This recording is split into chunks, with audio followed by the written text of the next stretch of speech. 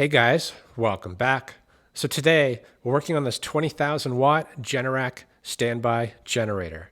This machine came to us from a subscriber, Ravi, who owns a business installing and maintaining these machines. I recently picked up 3 machines that were taken out of service due to problems and made a video on the first 2. We ended up combining 2 bad ones to make 1 good. So this just leaves this machine here. I'm told it has a good engine and it has a problem, as far as the power output goes. But if you didn't know that, it would become pretty obvious when taking a look inside here. We have the rotor bolt, the fan that connects to the rotor, and this entire side of the machine, it's assembled pretty loosely. So someone took this apart, had a look at the generator, and decided that this machine needed to be pulled out of service. So yeah, can it make power again? I'm not sure, but that is going to be the goal today. So let me set up a little bit better and get going on this. So let's start actually by getting all these loose parts out of here. And I'm going to get all the loose panels out of the way so we can take a look at the problem.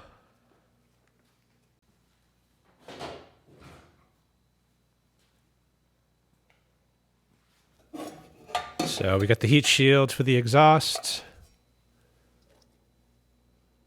set of brushes, and actually the bolts for the brushes. And I'm just realizing too, we're actually missing the Nexus controller. So that could be a problem. They are not cheap. I do have another. I think it has issues, but hopefully it'll be good enough to at least test with. We have some hardware down here, the negative cable, positive cable, looks like it was removed. So we're going to have to replace that if we get to that point.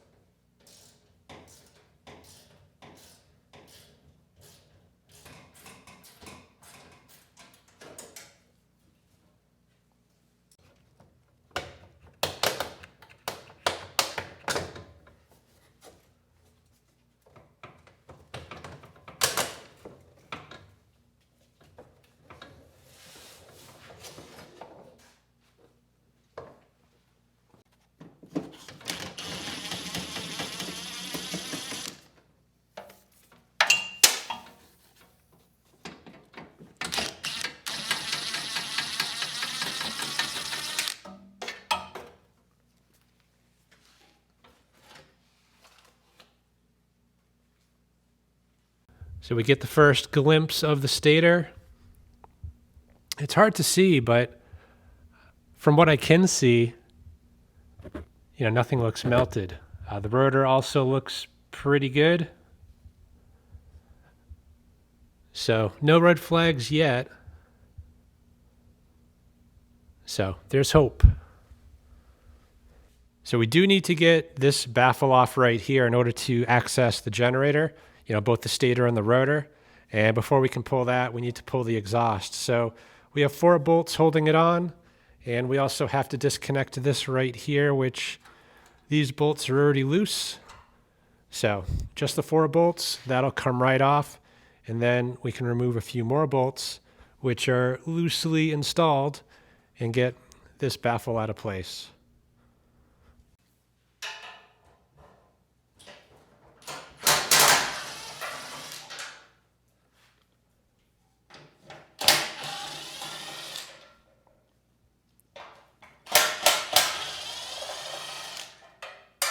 And I guess technically you don't have to remove the exhaust. It would come off with the baffle.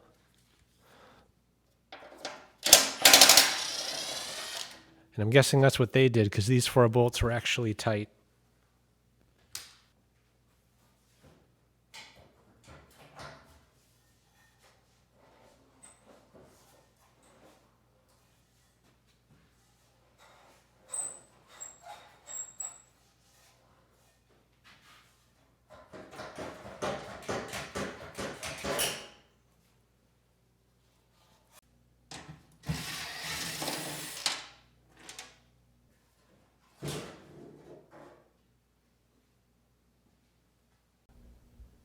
So we do get a better view.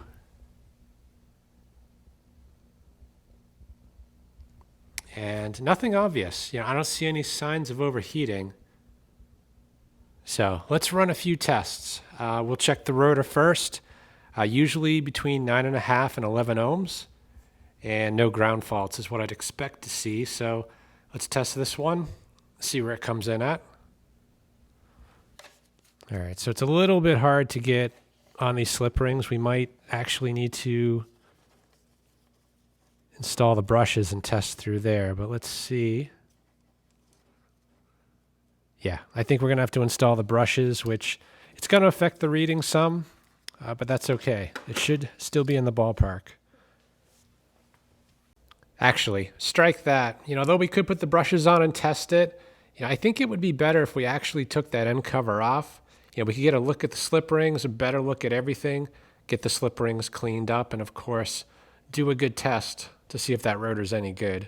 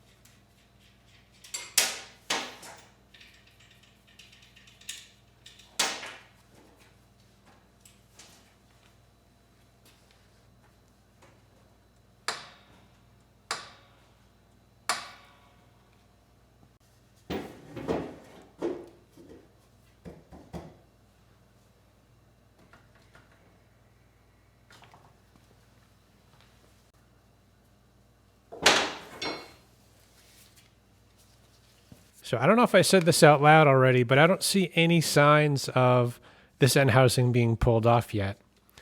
So it'd be interesting to see what we find under here. Those are pretty tight.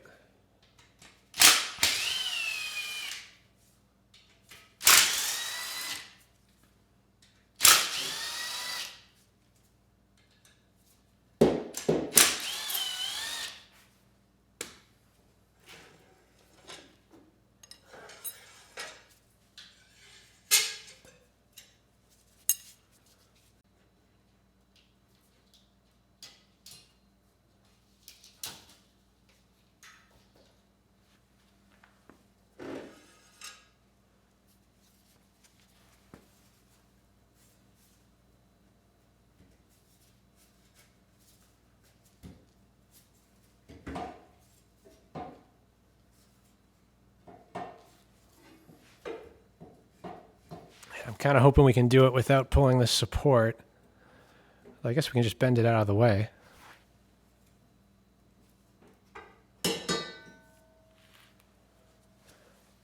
Yeah, things continue to look good. Bearing feels real nice. And the slip rings do have some carbon on them, but nothing concerning. So I'm going to clean a spot off. We'll get the multimeter on there and see what that has to say.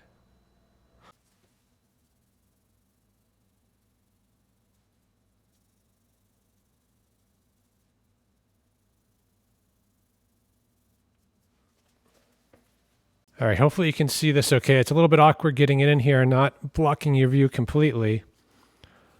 But let's get a read here on the rotor. I believe it should be between 9.5 and 11.1. And it would appear that we're open circuit. Yeah, leads are good. So, yeah, let's try a lower range. See if there's anything. Nothing at all. Yeah. The rotor seems to be bad. Well, it didn't take long to find the problem, and I'm guessing the tech that worked on this knew what the problem was as well, because the rotor, it is open circuit. So somewhere in there, there is a broken wire, but we might get lucky on this one because the other two machines I worked on recently, I pulled one of them apart that had a bad stator. And when we got it off, we actually realized that the stator did test well. We just have a bad wire, so that is repairable. But in this case, I don't think we need the stator. We just need the rotor. And this one tested at 5 ohms, a little bit lower than the Generac spec, but I think this will work. The big question is this stator the same length? Because the rotor has to be matched to the stator. So we need to measure this up, compare it to the machine over here. And if the stators are the same length, then chances are we can swap out the rotor. So let's double check that and hope that it's a match.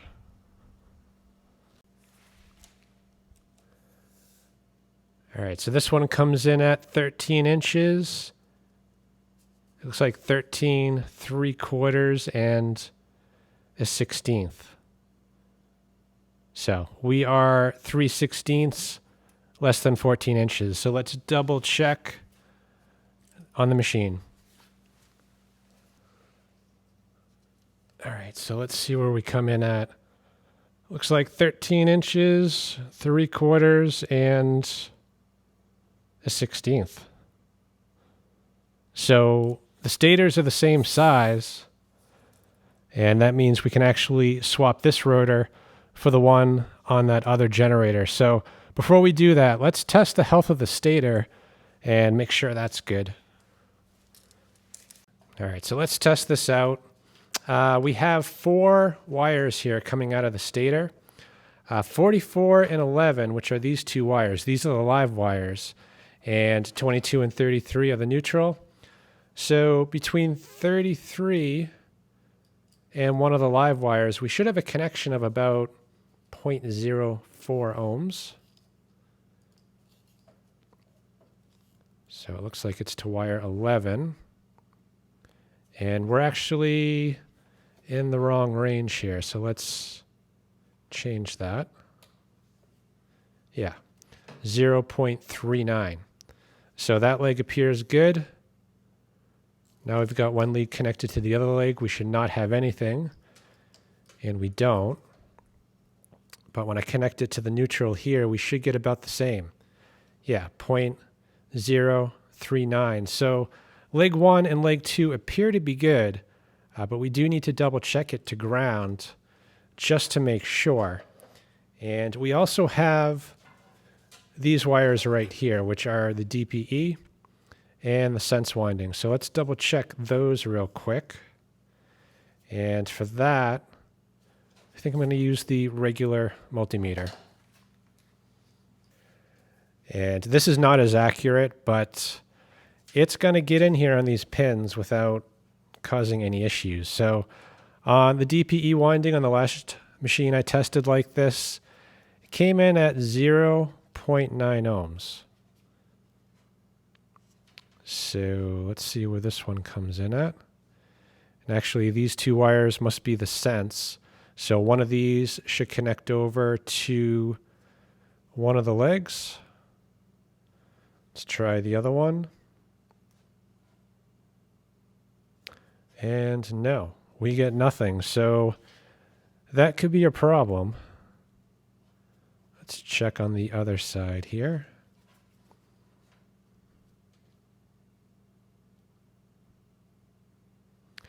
And still nothing. So I might be holding this the wrong way. They are pairs. Nothing there.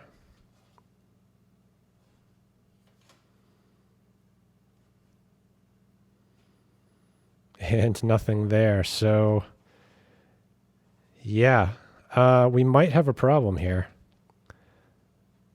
Another problem. Oh, there we go. Okay, so that must be the DPE. 0.7, 0.8 seems fine. If we check it to leg 1, leg 2, we should get no connection, and we don't. Then these other two here on the left must be the sense. So from this terminal, it should connect over to one of the legs. Yep, there we go. Point 1, that seems fine. And then the other should connect to the other leg. So we'll test that. And yeah, point 1. So yeah, stator seems fine. Let's do a ground fault check. Assuming that checks out, then the only thing we need here is a rotor. So I got this switched over to test continuity. The black lead I have connected to the stator just on a piece of metal. And if I touch the probe pretty much to any metal on the engine, we get a ground. But when I do the same to leg 1 and leg 2, we should not see anything. So I'm actually going to switch this to ohms. No connection to that leg or that one. And we'll check this other bundle, which has the sense and the DPE, and just make sure we see the same. Nothing there. Nothing there.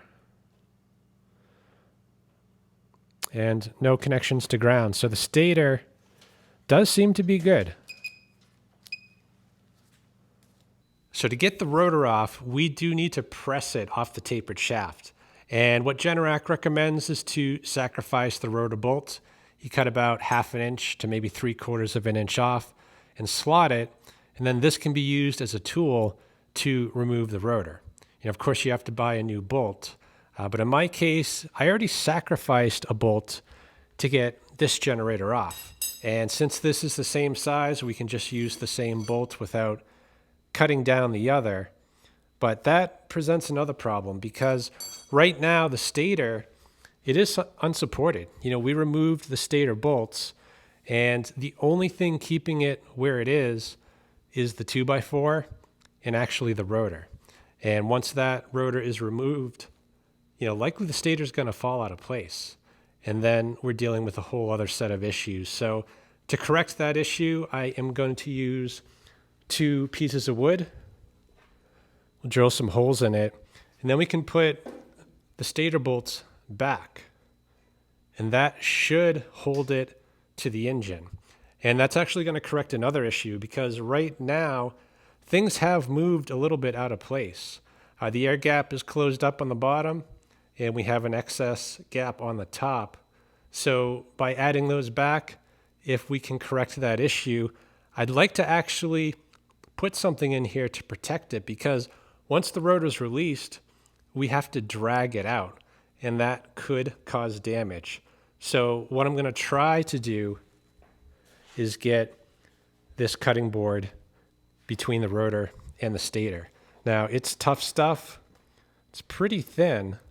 So I think if I can slide it between the rotor and the stator, that will provide a safe surface to drag this out, hopefully without causing damage. So we could run the boards from left to right, one on the bottom, one on the top. But I'm thinking it'll be more out of the way if we actually run them, top to bottom, one on the left, one on the right. So we need to drill holes approximately where these holes were. Doesn't have to be exact, but closer the better. In this case, it looks like 7 1/8. So yeah, let's get those holes drilled up. We'll secure the stator and move on. So I'm going to drill one of the holes near the edge because we're going to be close to the bottom of the machine. And then from there, we need to go 7 1/8.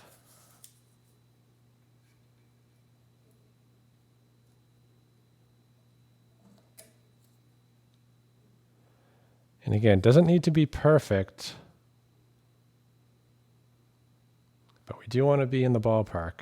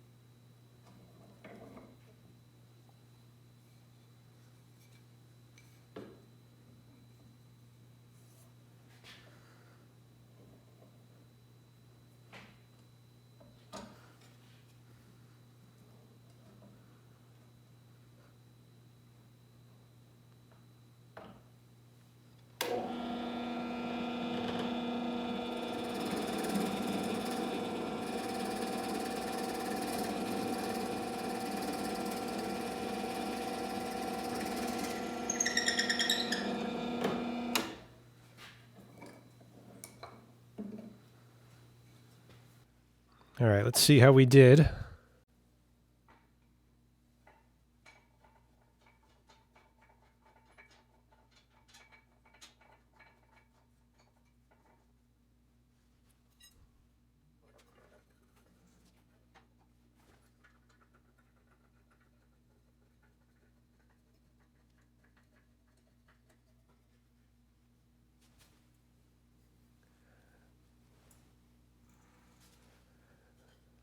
Yeah, that's going to be perfect. Still enough room to clear the rotor. So we'll get the other side on, snug it up, and move on.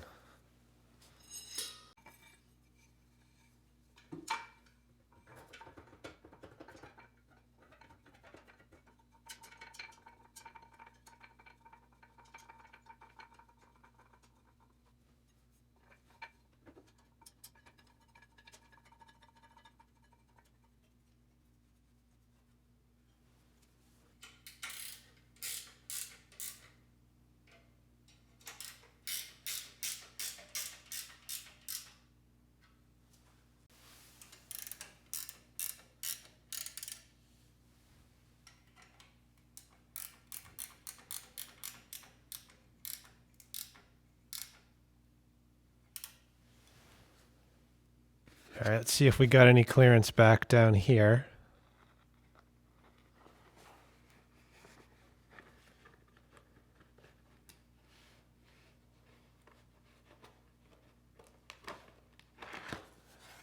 And I'm not sure we can fit this.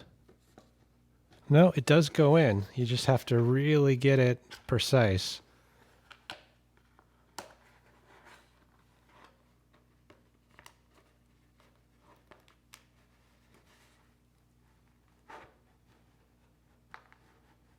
So I can't get this in, but I actually do have the scrap. And I'm pretty sure I can get that in. Obviously, it's not going to provide the same level of protection, but, you know, the issue is I think we're just so tight on space. We're a little bit closer on this side than that side. So we're going to do what we can to minimize any damage here.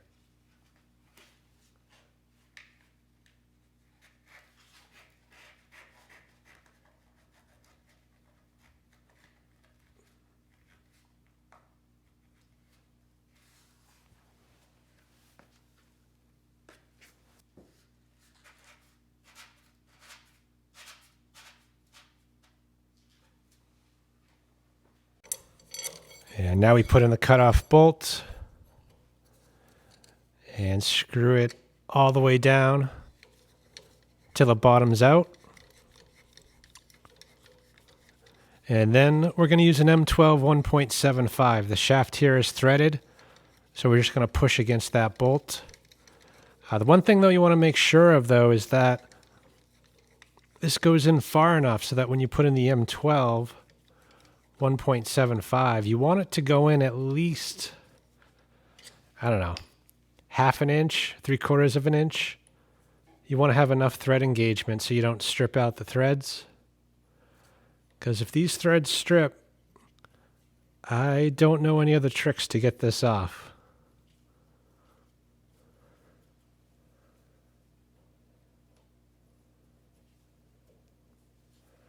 And this bolt does not want to go on. I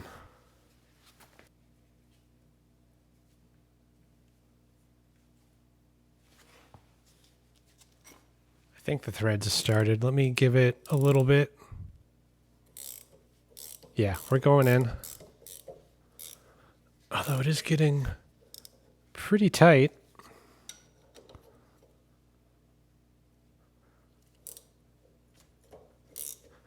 So let me run a tap through there. I think I have an M12 1.75 tap. We'll clean those threads up.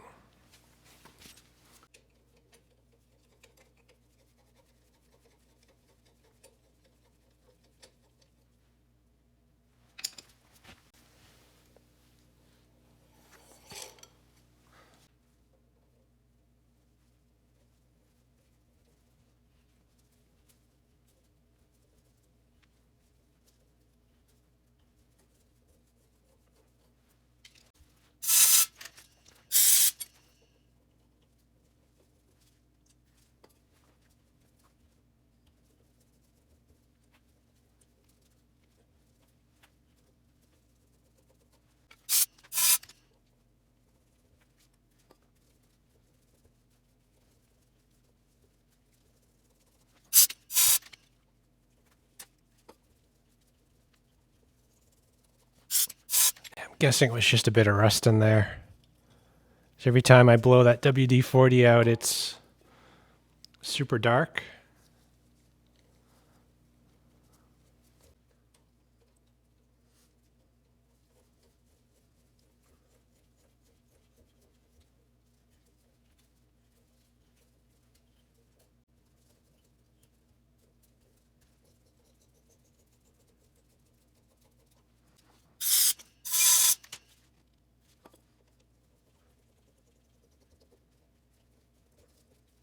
I think that's it. I think we're bottomed out.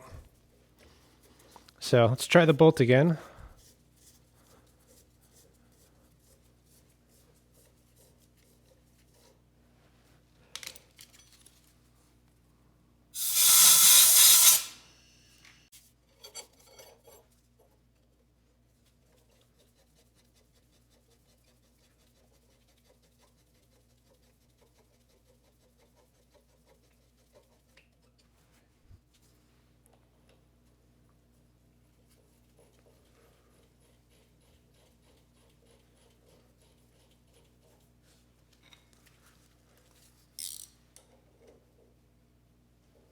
I think we're bottomed out, so let's hit it with the impact.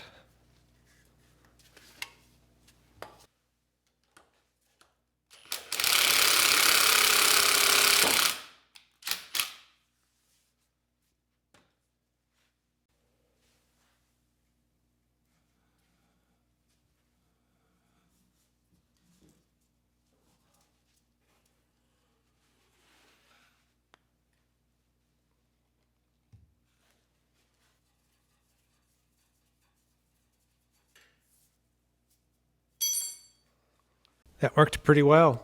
So the rotor's out, and I've been looking it over, just trying to find where the wire break is, but I'm not seeing it, and it does appear to be made pretty well. You know, I don't see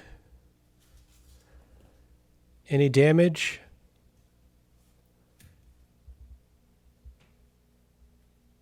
But clearly something failed.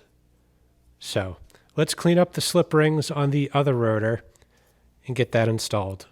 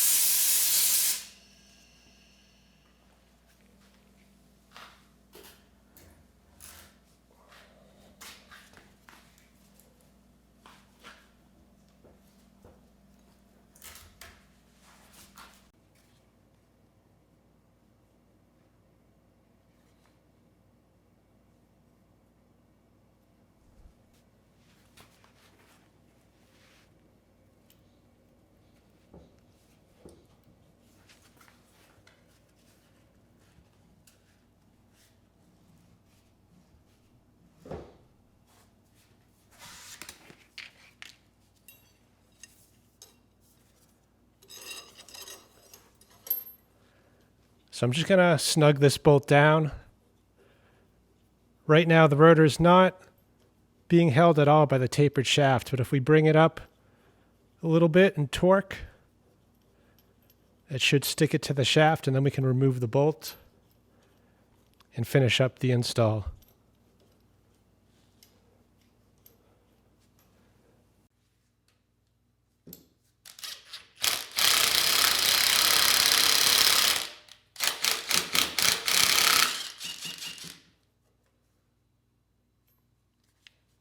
So actually, I'm going to leave the rotor bolt on till the last second, but I think it's safe to remove these supports. We'll get the end housing back on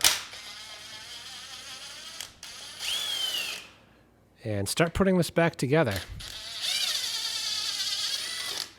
Theoretically, this should make power now unless I'm missing something, but I'm pretty sure this rotor is going to solve the problem.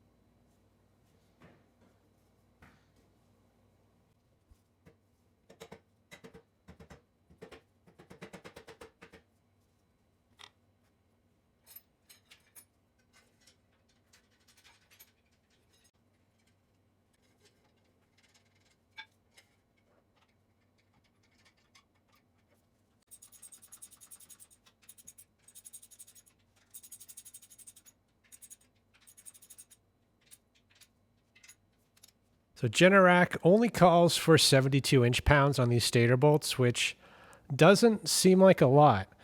You know, the portables I work on, they call for 80 to 120 inch-pounds. And for something bigger like this, I would have expected, you know, higher than 120. Anyway, I'm going to torque it over the recommendation. I'm going to go to 90. You know, these stators can spin if they're not tight enough. And 90 still doesn't sound like a lot.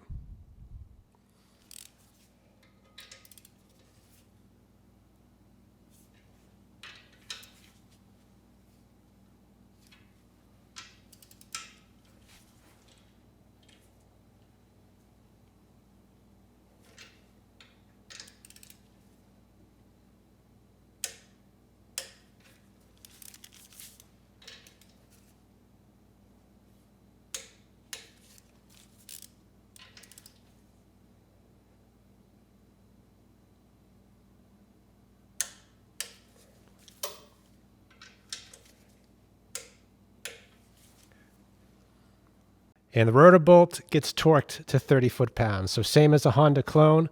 But before we can do that, we have to lock the engine up. So we're actually going to go on the other side of the machine. I'm going to get the screen off the engine fan. We'll get a wrench on the flywheel nut to hold the engine still. And then we'll come back here and torque the rotor to 30 foot-pounds. So for the next part, I'm not going to record it. There's just not enough room to get both of us in here. But the goal is to get this screen off the engine so we can get a wrench on the flywheel nut. Now, normally there's another piece to remove here. It's like a plastic baffle that directs where the fan is picking up its air from. That piece is missing, but the parts engine we have over here does have that plastic piece. So we'll get that replaced once we get that rotor torqued down. And you can see better kind of what we're going for here. There are four, I think they're M7 headed bolts. Once those are removed, this will come off, and then we'll have access to the flywheel nut.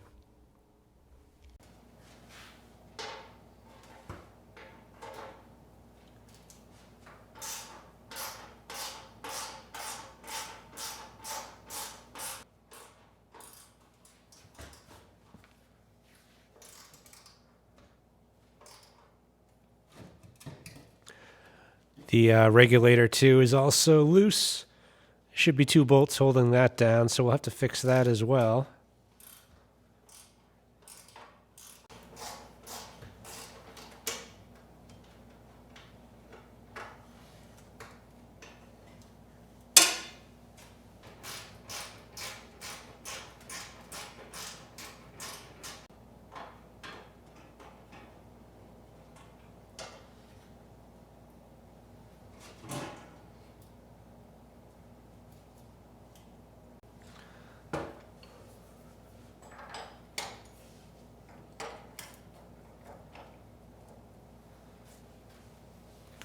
I'm getting ahead of myself again. We can't actually torque this down yet until we get the divider reinstalled, as well as the fan on the rotor shaft. I'm going to get this area cleaned up real quick while we have access to it. And before we do the divider and the fan, we're going to have to reattach the stator mount, and then we can get that stuff together.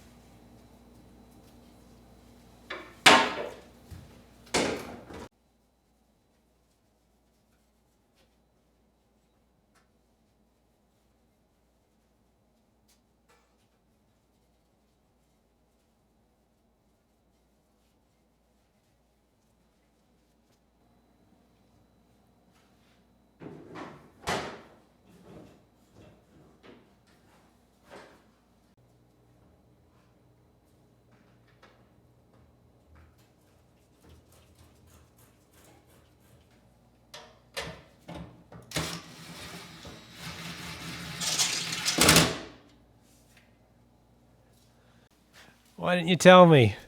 I forgot the brushes. So I'm going to put a new set of brushes in. The old ones definitely have some wear. And given the difficulty of getting access to this, it's best to get a fresh pair in here while you're here. And the wires also matter as far as where they go. The blue goes in the front, black in the back. So we'll get that installed.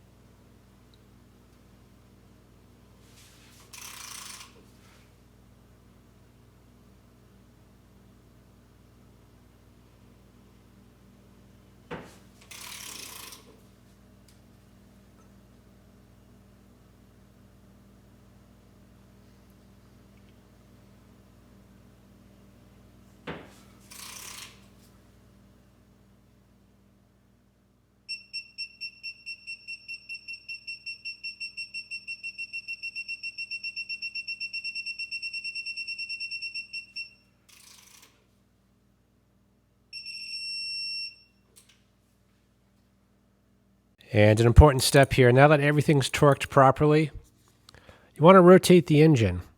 I have the spark plugs out, so it should rotate easily. You want to make sure that the alignment between the rotor and stator is good, that you don't hear any scraping, or even worse, the engine won't rotate at all. In this case, I think we're good.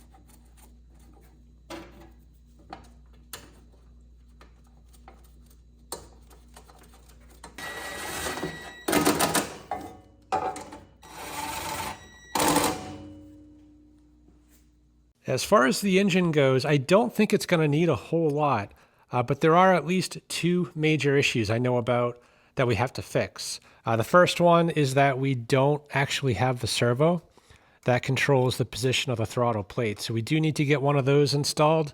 We're also missing the main feed from the battery to the starter solenoid, so we do need to get a new battery positive cable installed as well. Besides that, we'll just do a few checks. We'll check the oil, check the air filter, check the valve clearance, get the plugs back in. And then at that point, I think the engine will be done. And then we can move on to the electrical.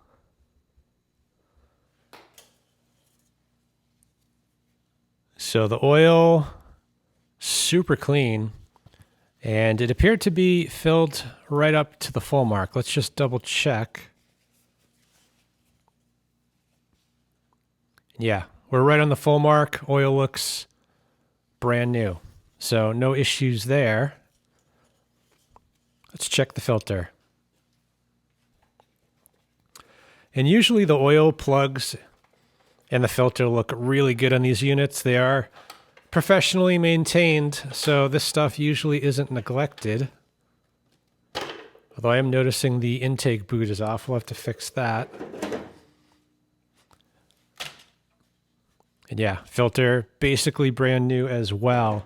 So I'm going to leave this off. It's going to probably make it a little easier to get the servo connected. The boot, I guess we can get that connected as well. And we actually can't check the compression quite yet. We do need to run the battery positive cable, but we can still check the valves first, finish up the wiring, and then see where the compression's at.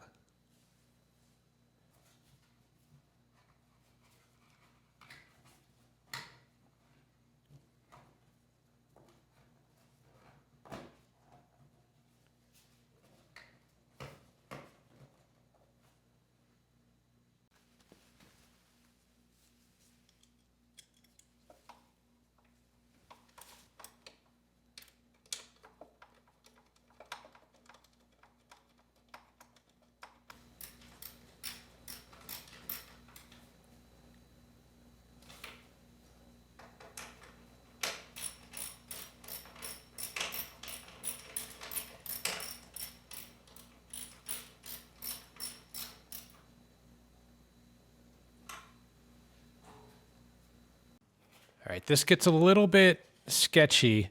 You just got to make sure you get the alignment right. There are 2 locating pins, and you want to locate them to the corresponding holes on the back side of the bracket. Then you have 2 screw holes where the servo bolts on from the front side. So we need to get this in place, get the pins where they belong, make sure the gasket stays in the right spot, and hold this in place while we secure the servo. And we already lost the gasket.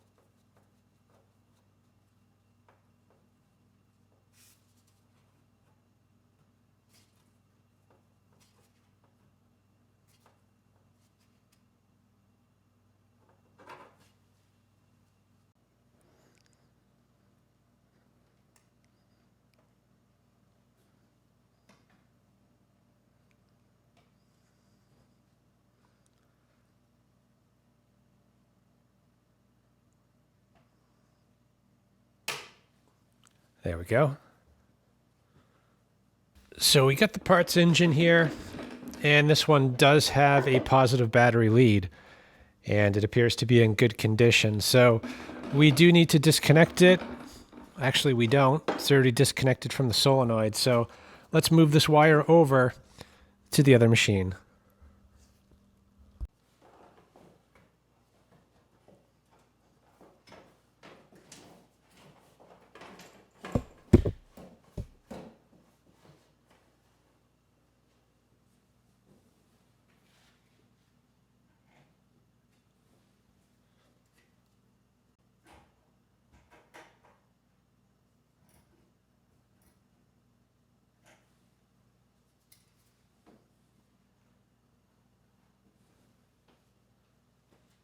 So let's get this regulator resecured.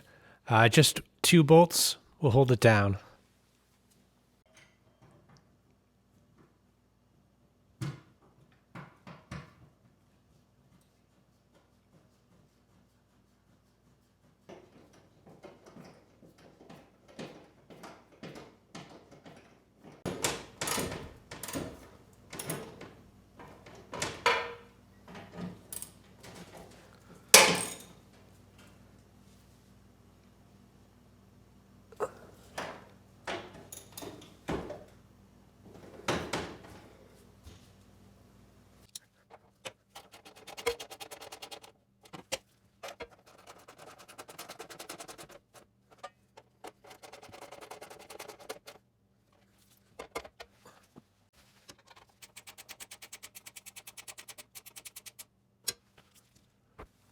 And let's try to squeeze this piece in here. This deflector was missing.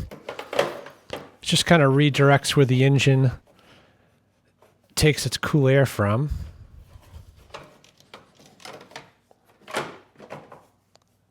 There we go.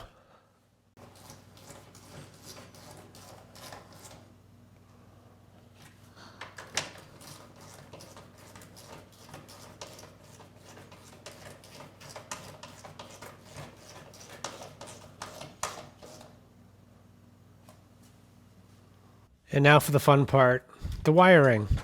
So for the most part, all of these wires here are going to plug into the Nexus controller. That won't take too long, but we also have the live wires and the neutral wires. One right there, and there should be another.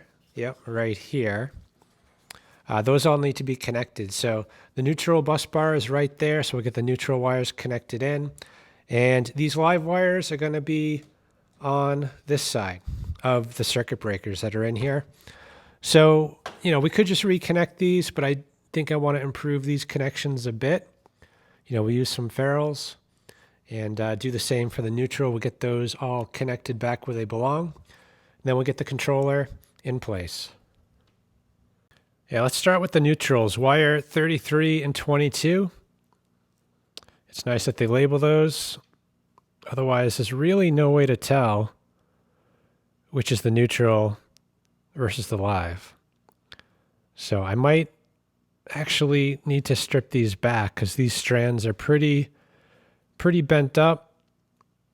Not corroded though, so ideally I don't want to shorten the length if I don't have to.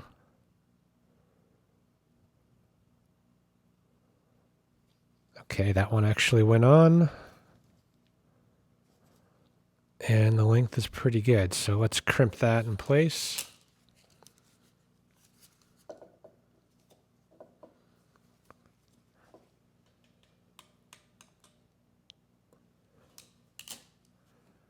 Okay, that one is done. Wire 22 is the other. This one's more of a mess. Let's see if we can clean that up a little bit.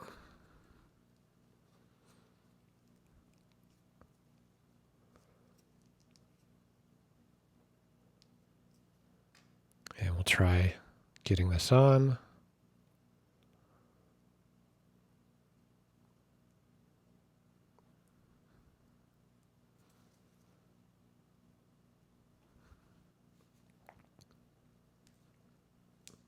Okay, and we're all the way in.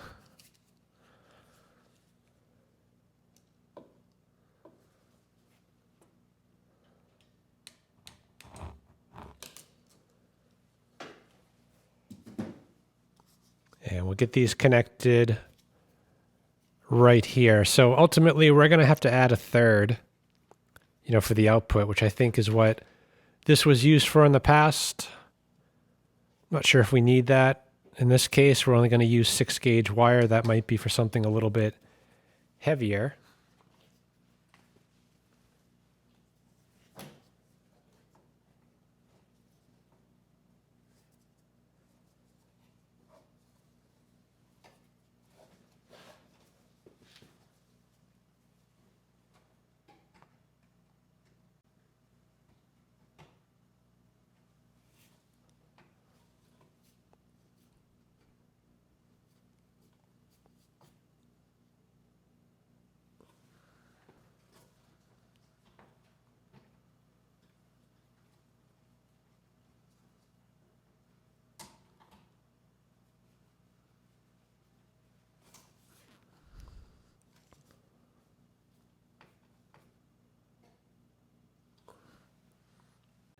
And we're going to do the same thing, more or less, to wire 44, which is one of the live wires.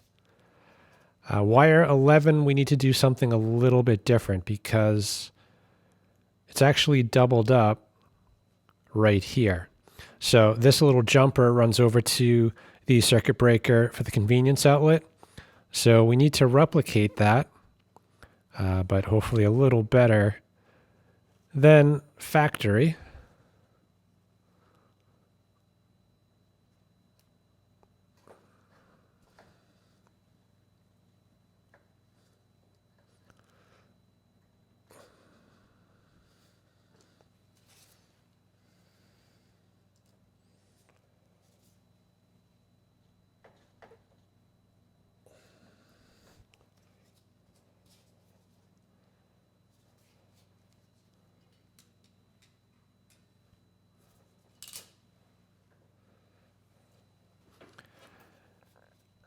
And this one we are going to have to cut back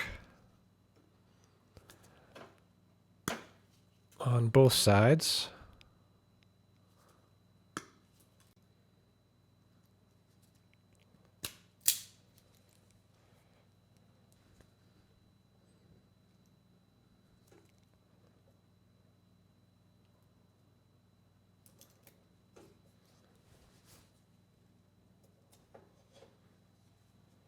I'm going to redo this one.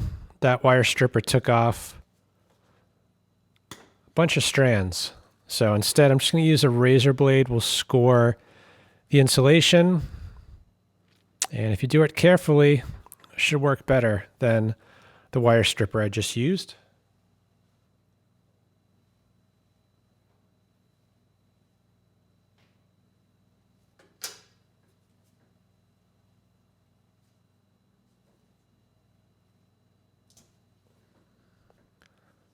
Much better.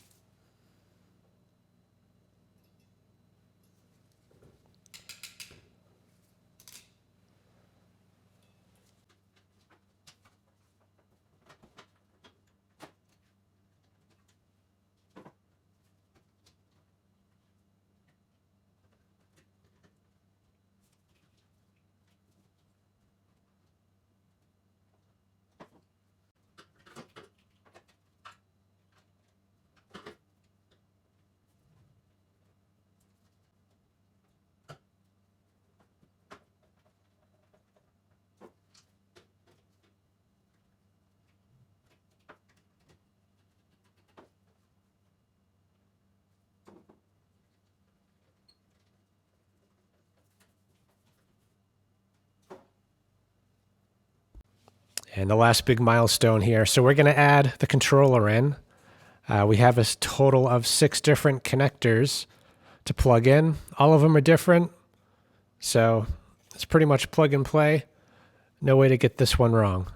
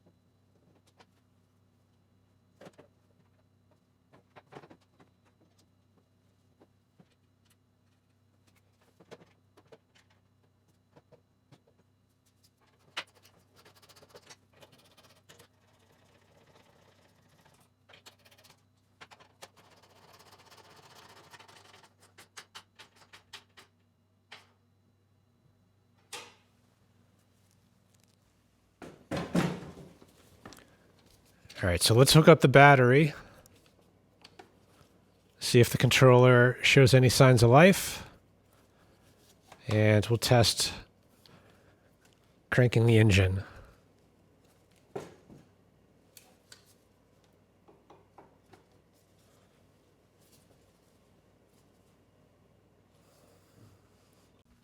So I think I said this back in the beginning, but this controller, it is suspect. I had it connected to another machine at one point, and it was acting weird. You know, a couple times when I cranked the engine, the display went dark, and the fuse wasn't blown. But I did have to pull it to do a hard reset, and then the power came back on. So, hopefully it's good enough to at least do a little bit of testing. I haven't actually tried running a generator with it, but this, besides cranking the engine, it's also the AVR and also controls the position of the throttle plate. So, this I'd say is a bit of a gamble, but we've got the fuse in. Seems to be powering up normally. We'll just click through here. Okay, and let's see if it'll crank the engine. Okay,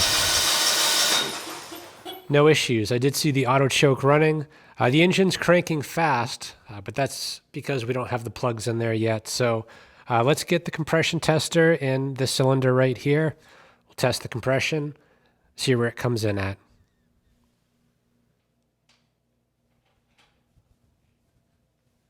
So according to Generac, we should see 185 PSI, plus or minus about 10%. So I'm going to crank the engine.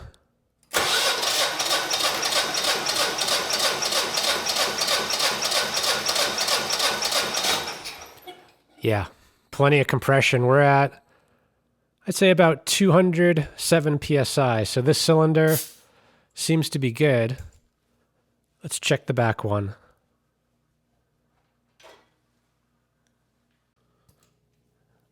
All right, let's see where the back one comes in at.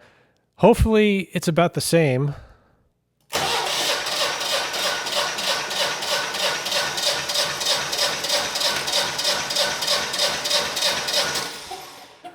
Yeah, maybe a little bit more. I think we're at 210 PSI, so that is perfect. So let's check the clearance real quick. We know that both the valves are closing on both cylinders, but the valves, they are usually neglected, and they could be on the verge of too tight. So it's always good to check periodically.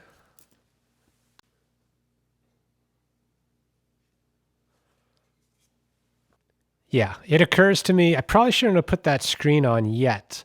Usually you want to turn the engine over by rotating the flywheel using that flywheel nut, but with the screen on there, we can't do it. So instead, I'm just going to rotate the engine until one of the valves is open. We use the electric start, and whatever valve is open, we can check the opposite, and then we'll crank the engine again and check the other valve.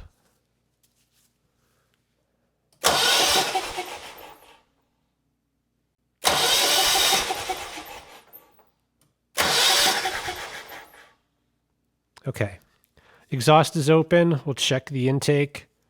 Should be 3 thousandths plus or minus 1,000th, and 3 slips right in, no problem. Let's check the 4, and actually 4 goes in as well. So the valves actually are a little bit loose. Let's see how loose they are. Let's try a 5. And actually a 5 does not fit. So the intake I'm fine with. Let's check the exhaust.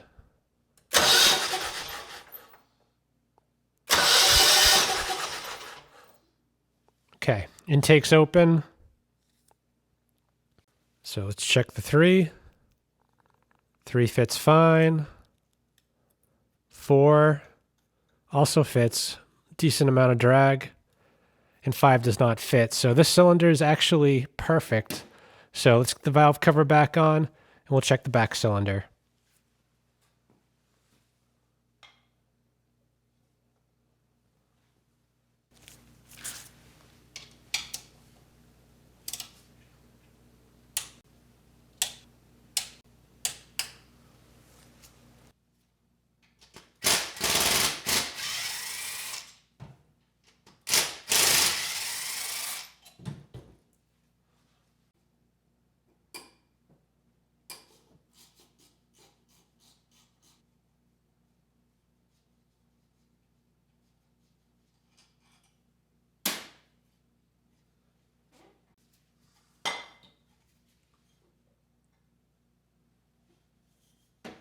And same thing, let's crank the engine.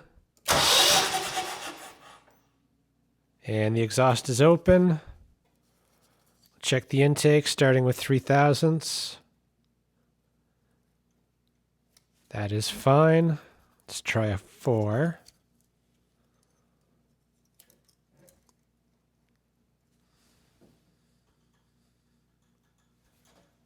Yep, 4 feels good. And 4 is high side of the spec, so a 5 theoretically shouldn't fit, but it did. So that valve's a little bit loose. Let's try a 6. Yeah, 6 also fits. So the intake valve, I think we do need to make an adjustment there. But 7 does not fit. So yeah, let's close that up just a bit.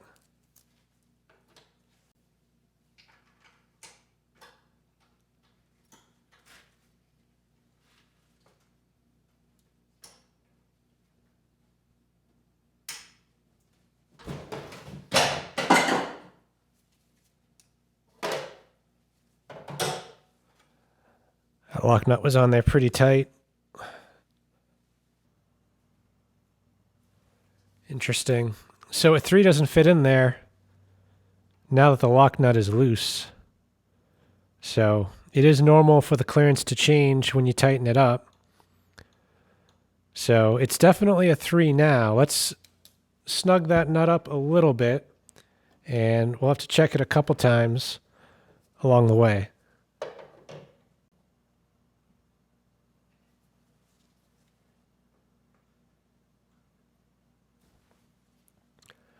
Yeah, 3's too tight. So the clearance changed a little bit with the lock nut. So we got to loosen it and back off that adjuster a bit.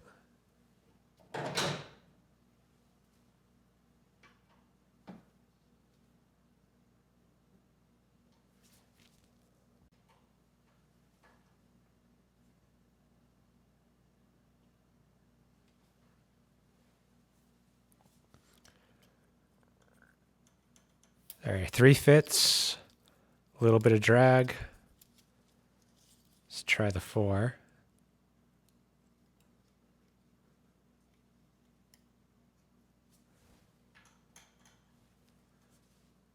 Yeah, 4 fits, but it's very tight. So we're, I would say, at 4 thousandths on the intake. So that's on the high side of the spec, which is better than it was. So I'm going to crank the engine again. We'll check the exhaust.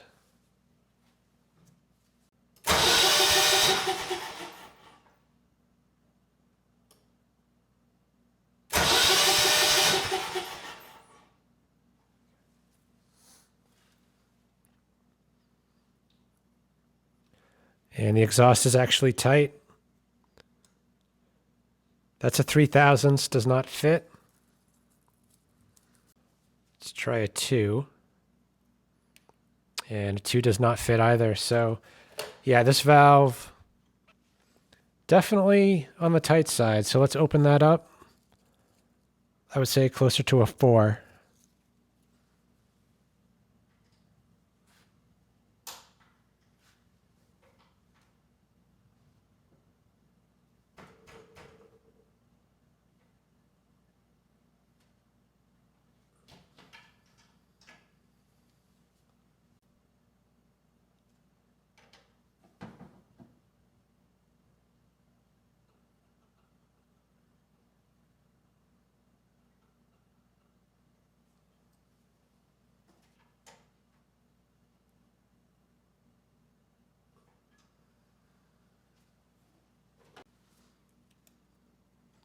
Three thousandths is loose.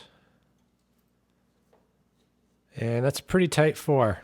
Let's just double check, make sure the 5 doesn't fit.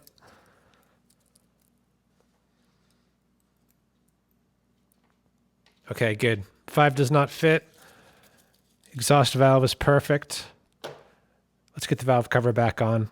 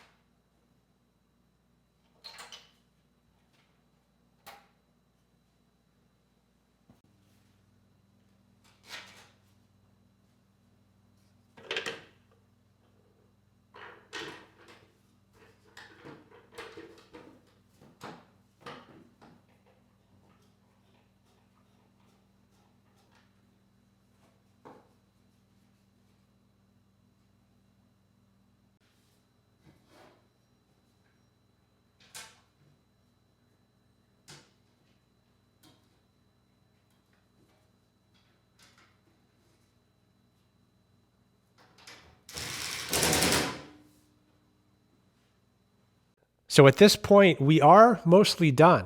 But I'm thinking before I fully put this back together, let's try it out. I have never heard this engine run. I'm told it's good. We know it has good compression. And of course, the generator was bad. The rotor was open circuit. So we've kind of mixed and matched parts. I think we have a good generator. Likely we have a good engine. So let's plumb in the propane. We'll crank the engine and make sure there are no surprises.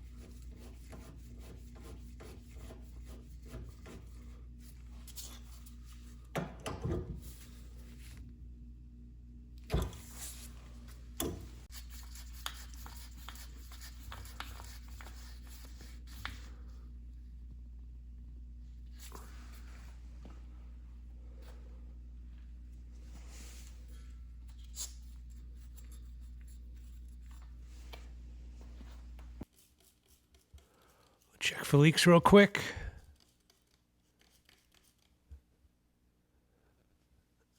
Look good over here. Let's check over by the generator.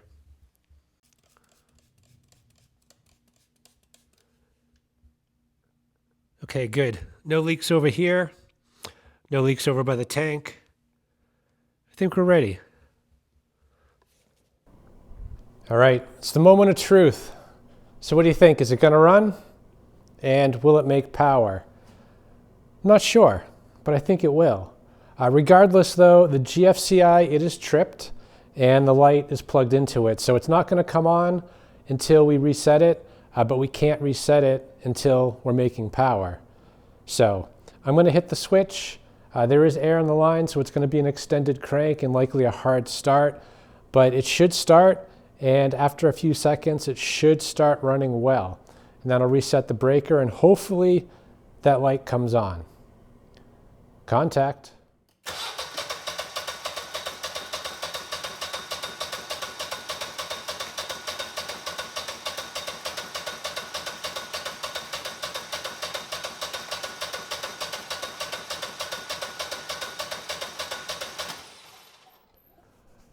All right, that was anticlimactic. Let's try it again. Contact.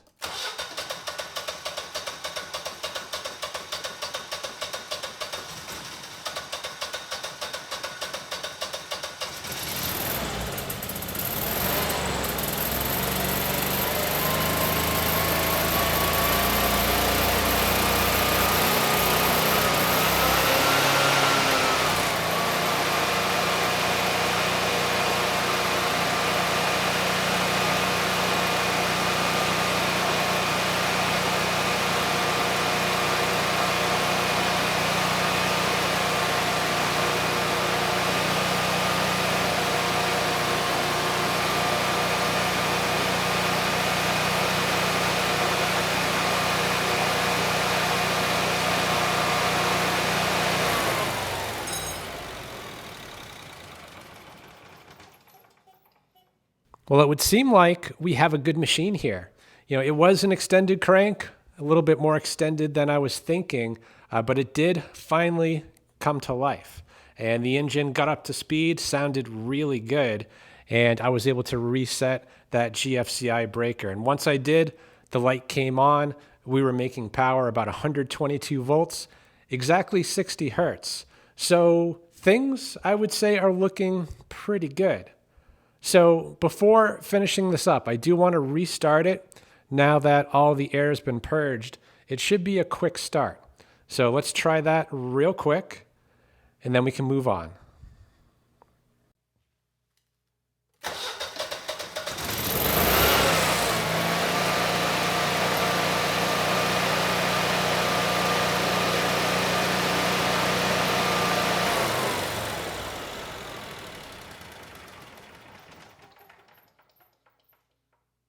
Yeah, I'll take that for the win. It started right up, engine got right up to speed. So let's finish putting this together and then we'll get it outside for a load test. Actually, before we get this back together, I do want to revisit the original rotor. It was open circuit. I'm testing it again with a different meter, and we're not showing that it's open, but it's at essentially 2.5 million ohms, which for the purposes of the rotor is open circuit. This should be between 9.5 and 11.1 ohms, and obviously 9.5 million is way above that. But the thing that bugs me is that, rotors, I've only seen them fail in one of two ways. Either a broken wire right on the outside, which, I'm not seeing. And the other way is a failure between the connection from the slip ring terminal to that coil of wire. So we have one connection right there, and we have another one here on the bottom. So what I want to do is test from the slip ring to each of those wires to see if we have a connection from each slip ring to the corresponding wire, because I'm thinking the failure has to be here. So let's use the multimeter, try to find where the issue is. I don't know if it's fixable, but if we can at least identify the problem, then maybe we can fix this if needed in the future. Yeah, an interesting thing just happened as well. I moved the rotor just to get a little more room to get the multimeter in here. And when I did that, it went from 2.5 down to essentially 2 million ohms. And the other thing I noticed is if I lift the rotor up, it changes again. We're now at 1 million. And if I set it down, 1.9 million. So yeah, definitely a bad connection somewhere.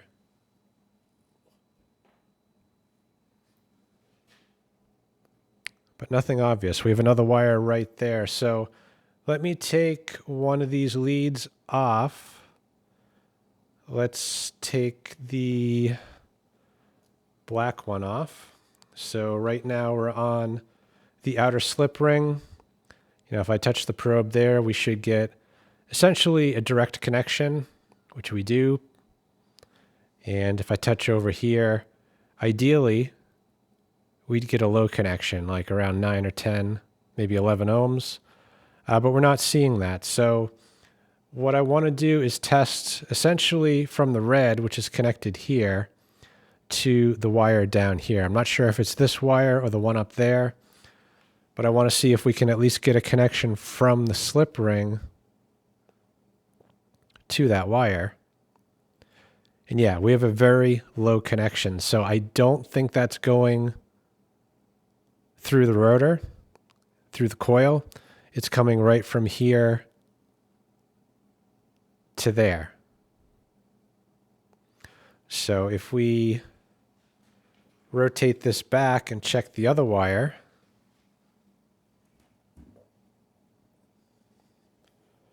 which is hard to see, but it's right in there.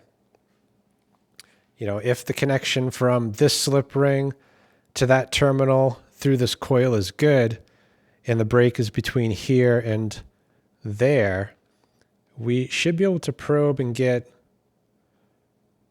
that 9 to 11 ohms.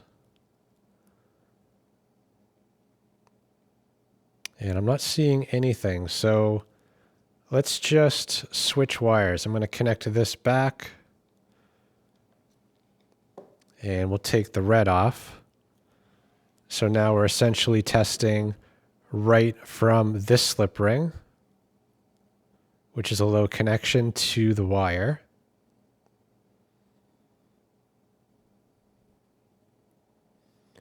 And there might be enamel on here, so this could be a hard test.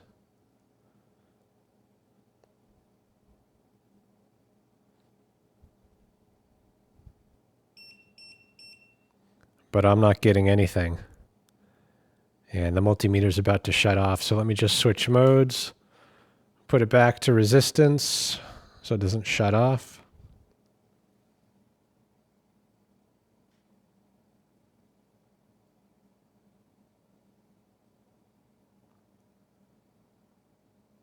Yeah, nothing at all. So I'm going to hook up the red again. We know the red is good from here to that wire. And we'll take the black and probe this wire again to see if it's running through the coil and just not connecting over here.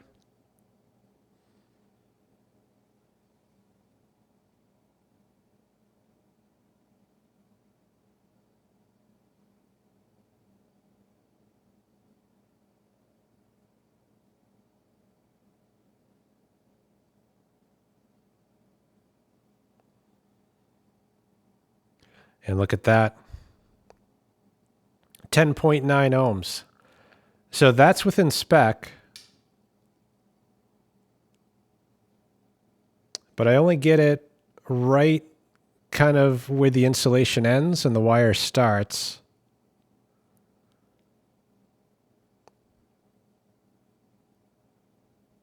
Yep, there it is again, I think. Yep. But if I move closer to the slip ring, I get nothing. So I don't know if there's a break in the wire or potentially it's just the varnish creating the insulation. So I'm going to scrape that a little bit with the X-Acto knife. I just want to make sure we don't have an issue with the wire from here to here. Or is the issue from here to there? And I'm willing to bet the issue is between the slip ring and whatever sort of connection there is to this wire.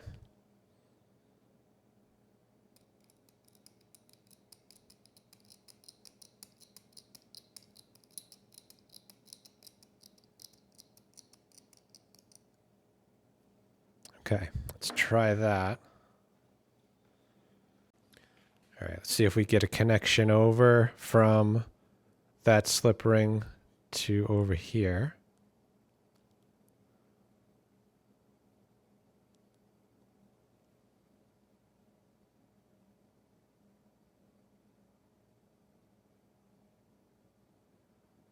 No, and we don't. So, yeah, let's try with the red lead from this slip ring over to there.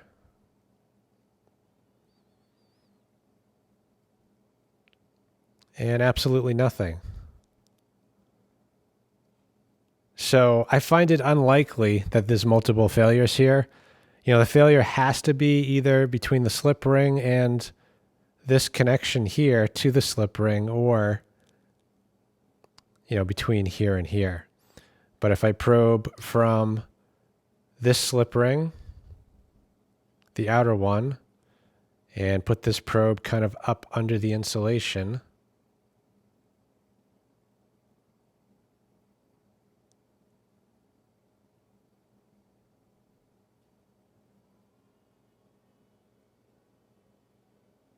yeah, we're definitely getting a connection, but it's kind of erratic.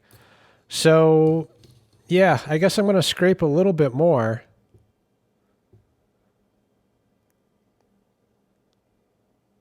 And the wire doesn't feel broken.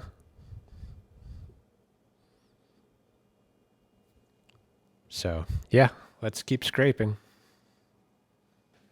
And I don't think we need this anymore, so let's get rid of that.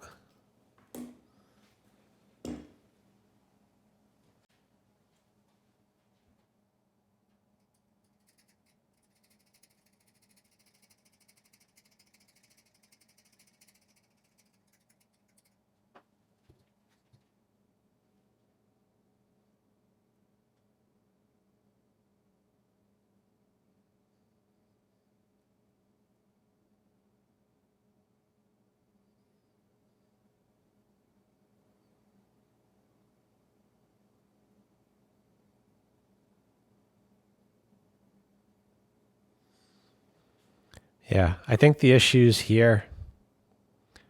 And actually, when scraping it, it kind of felt like it was catching the wire under there, like potentially the wire is just broken. So let's try to get in there real close and see if we can see anything.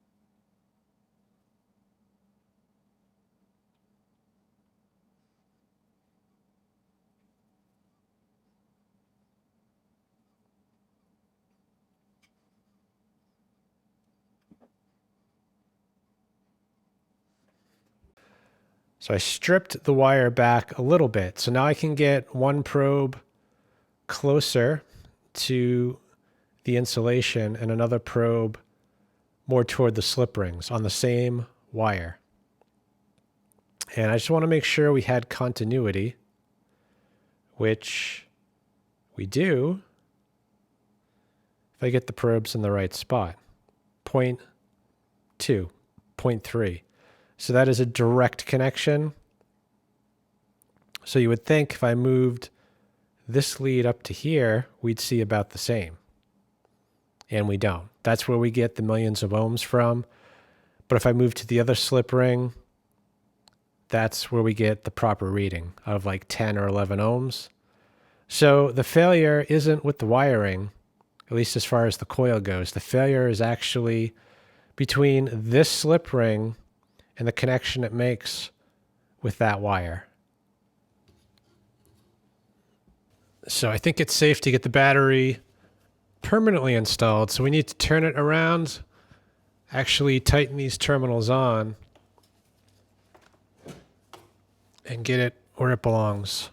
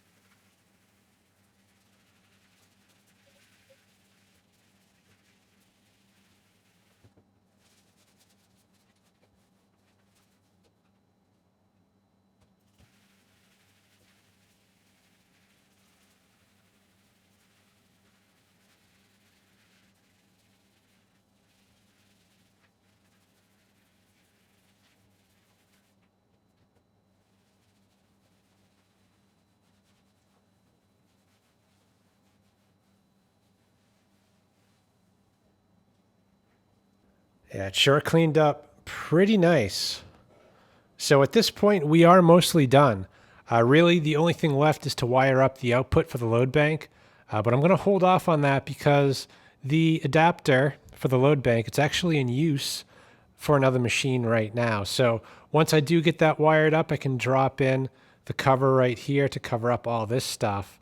and we should be ready to test. That said though, we are still missing one very important thing.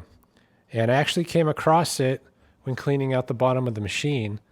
You know, this is a 20 kilowatt machine, and this label, well, obviously fell right off. So I think what I'm going to do is just stand this up, probably mix up some plastic weld. We'll put this in place with a couple clamps and let it set up overnight.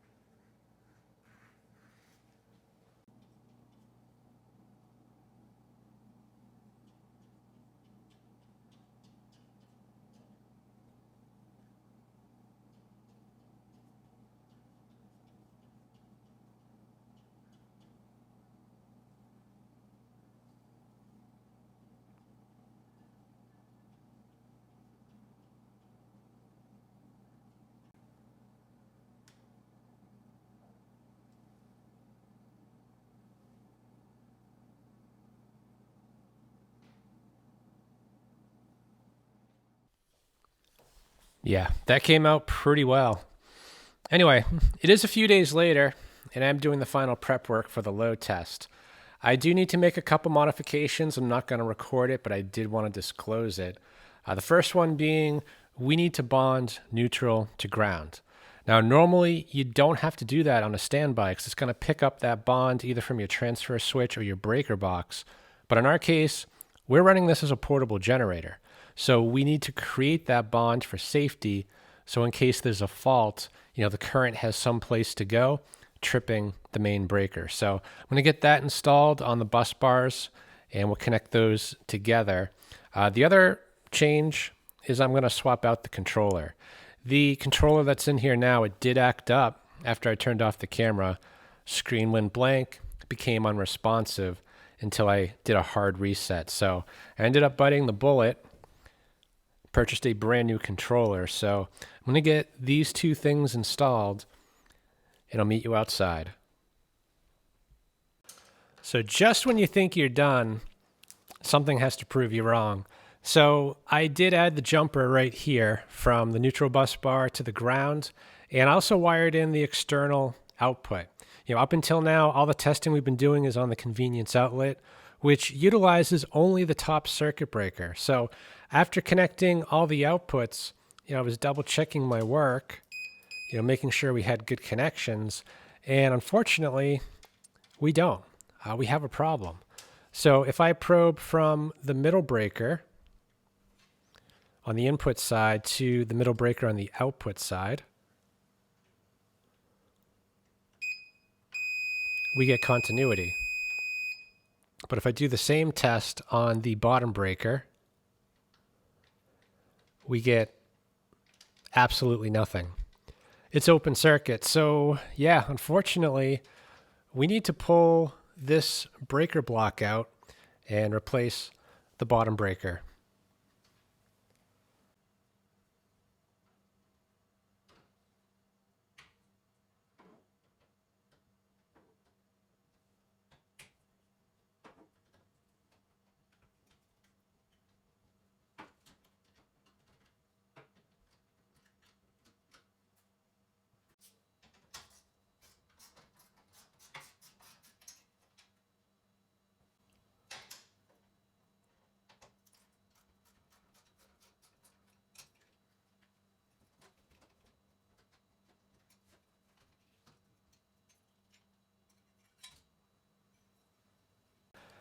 So now that we have the breaker out, I can show you better what I was seeing. Of course, to do this test, you want to have the breaker on. If you have it off, there should be no continuity from one end of the breaker to the other. So in the on position, if we test this breaker here on the left, you know, we should get a beep.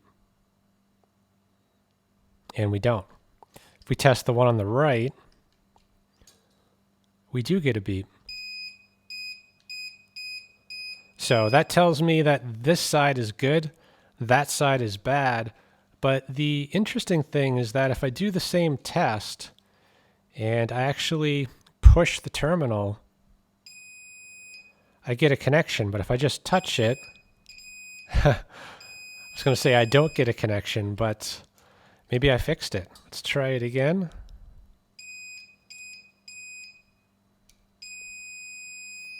Seems to work. And now we lost it. And I'm still pushing it pretty hard. Let's try it on the other side. Nothing. Let me push it. We have connection back. Let's check it on the back side. Nothing. So yeah, definitely we've got a problem here with the breaker. So let's see if this other one is any good from the parts machine. It's a 90 amp, which is just what we need. And we'll test for continuity first on the middle breaker. And we get nothing. Did I shut it off? No. Well, that's not good. Let's just double check this. There is some corrosion on there, so potentially that's the issue.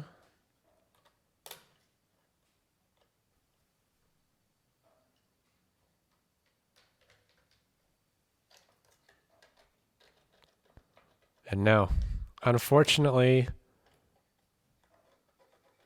the circuit breaker on the parts machine is bad, which I find hard to believe. All three of these test bad. Is that possible?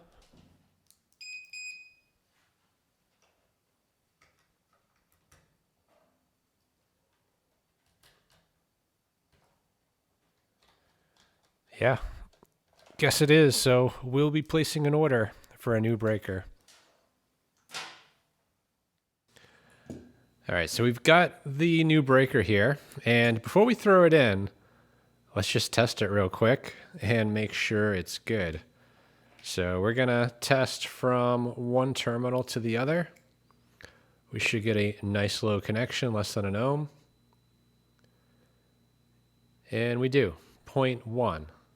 So that is good. Let's check the other side. And that's also good, 0.1. All right, let's get this installed and finish up the machine.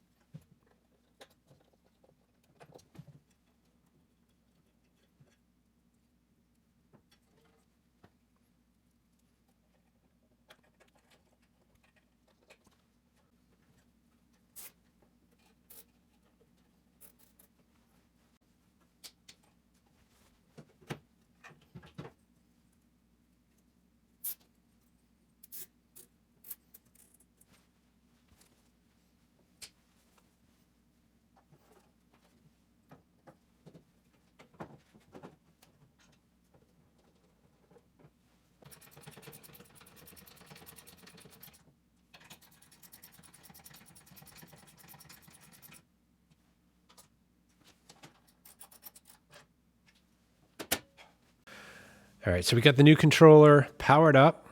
Date and time are completely wrong, but that's fine. We'll let the eventual new owner set that. But what I'm most interested in is the hour count. You know, this controller, it was advertised as a new controller, open box, but never used. And if that's the case, the hour count on this should show 0. And good. It does, 0.0 hours. So the controller is in fact new. But the one thing we got to keep in mind too is that when we go to sell it, you know, we can't sell it as 0 hours. So I'm going to reach out to the dealer, find out how many hours were on the original controller, and we'll just make a note right here to add, you know, that amount of hours to whatever this counter says.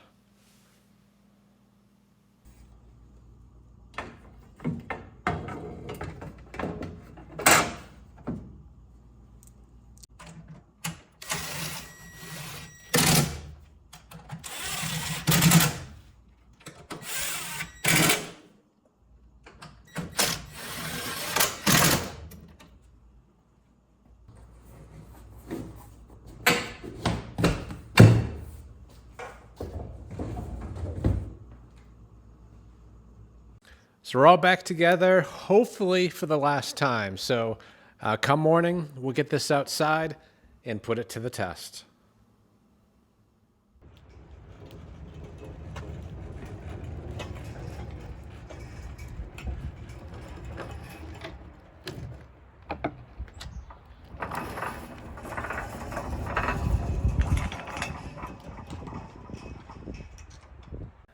All right, I think we're pretty much ready to go here. So this is going to be the first start since installing the new circuit breaker and the new Nexus controller. So hopefully we don't have any surprises.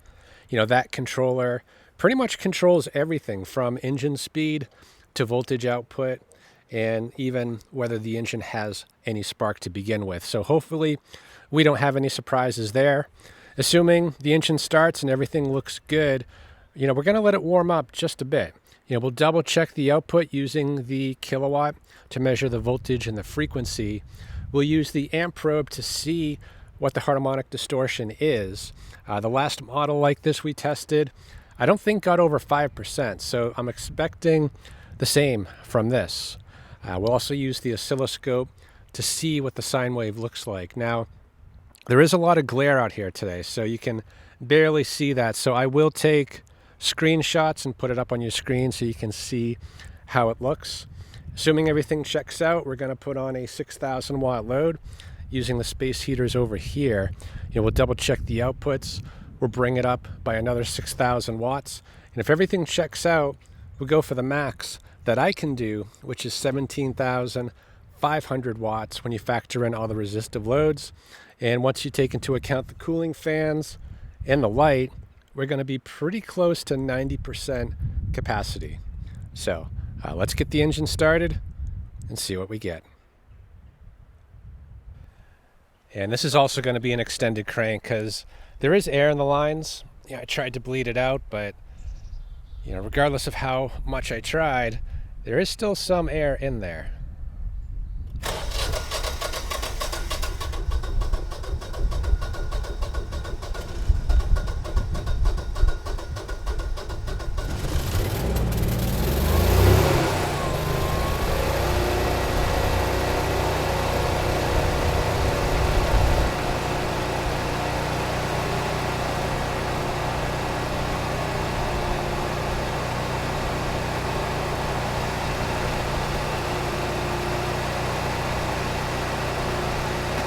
All right, no issues at all getting the engine started. We are pretty much exactly 120 volts, 60 Hertz. Without a load, THD is starting pretty low at about 1.7%, and the sine wave looks pretty good. So let's put on a 6,000 watt load.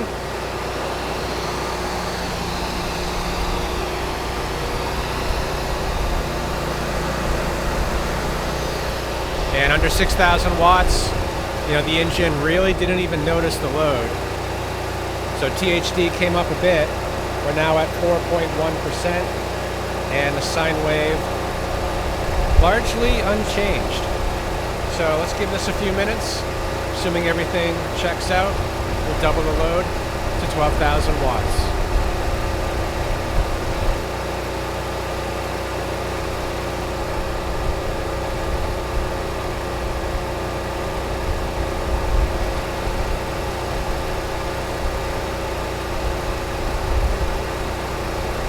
And no issues at all at 6,000 watts. We're exactly at 120 volts, 60 hertz. So let's double the load to 8,000 watts, 10,000 watts, 12,000 watts.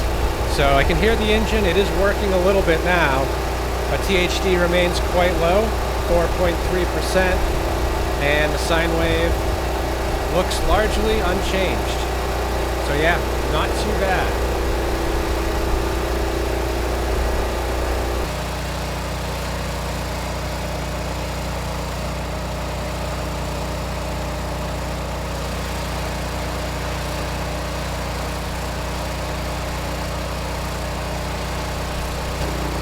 Alright, no issues at all at 1200 watts. We're holding at exactly 120 volts, 60 hertz. So let's bring it up to 1400 watts,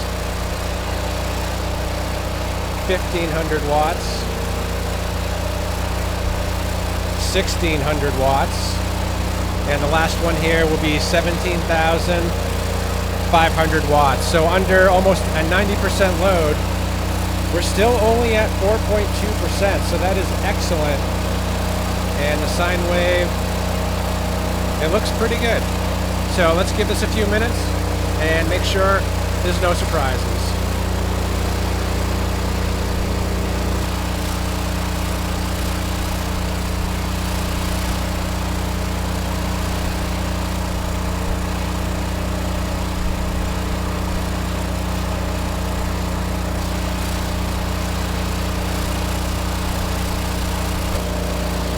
Alright, no issues at all, pulling 17,500 watts. So let's take the load off.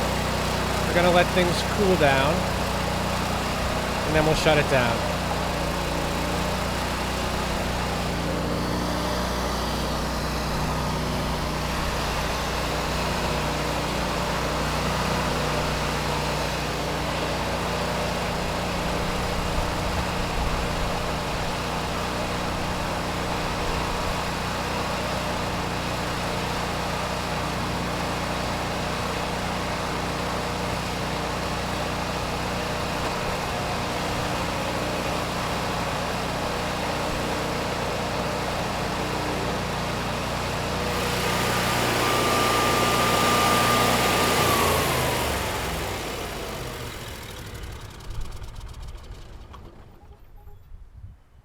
Alright guys, and I think that's pretty much a wrap.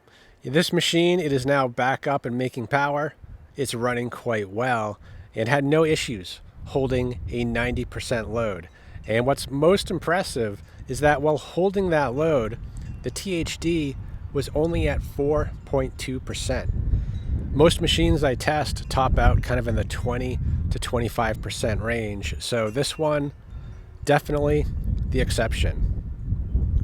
So, I hope this video helps someone. Thanks for watching.